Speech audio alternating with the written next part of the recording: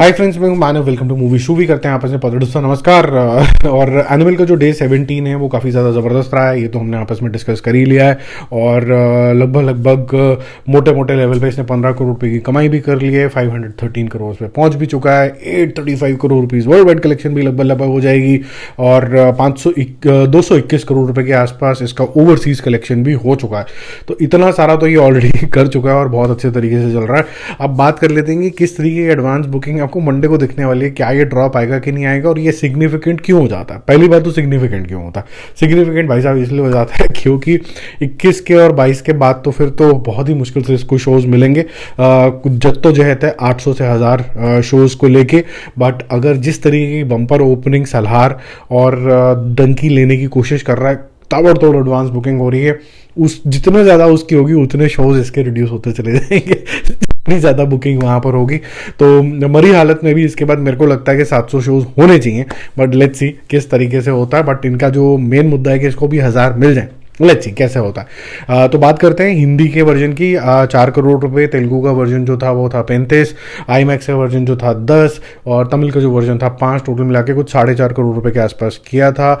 उम्मीद थी कि 17 करोड़ रुपए कर लेगा, लेकिन 15 करोड़ रुपए के आसपास इसकी आज कलेक्शन आएगी। अब कल क्या होगा?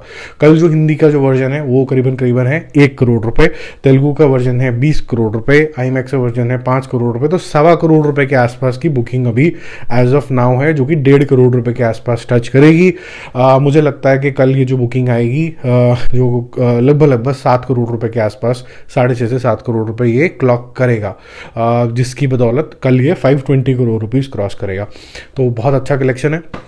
बल्ले बल्ले जितने भी एनिमल के फैंस हैं और एनिमल पार्क के फैंस हैं, एनिमल 2 बोल लो, जो भी बोल लो, उनको एक अच्छी इंडिकेशन तो मिल गई। अगर ये मूवी इतनी बड़ी हिट है तो पब्लिक तो वही सिंपल डिमांड करेगी कि कोई टाइम नहीं वेस्ट करने का है, एनिमल पार्क लाने का है।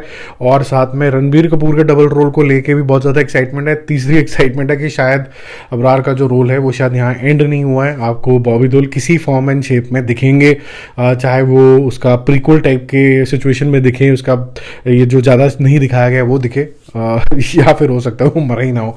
जो भी होगा अच्छा ही होगा। लेकिन अभी नेक्स्ट जो संदीप आंगे के पास है वो स्पिरिट, लगभग इस तरीके की मूवी को बनने के लिए 1.5 साल लगता है। तो आप ये समझ के चलिए कि अगर एनिमल को बनना भी होगा, रणबीर कपूर की भी और कमिटमेंट्स हैं, 2025 के एंड के वहाँ पर कहीं बात कर रहे हैं। लेकिन उससे पहले फिर ब्रह्मास्त्र वाली चीज़ें भी हैं, रामायण भी है।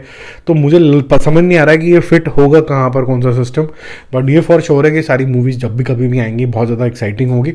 और फर्स्ट मूवी का पार्ट अगर इतना चल जाता है तो फिर बड़ा क्लियर हो जाता है कि आने वाली जो पार्ट्स होंगे उनके 100 150 करोड़ रुपए की तो ओपनिंग ही ओपनिंग होगी। कोई इतनी एक्साइटमेंट है इन चीज़ों को लेके। ब्रह्मास्त्र के बारे में एक न्यूज़ आ रही थी कि उसको शन ऑफ कर दिया गया है, वो नहीं हो रही है, वैसा कुछ भी नहीं है, वो ट्रैक पे ही है।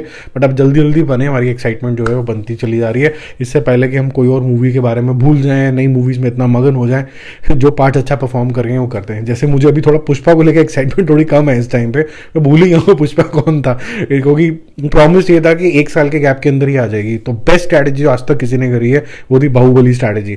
आया 1 साल के अंदर दूसरी मूवी ले लो भैया, ताकि आपकी जो एक्साइटमेंट लेवल्स है वो भी बने रहे और एक के बाद अगर एक हिट होगी तो दूसरी बम्पर हिट।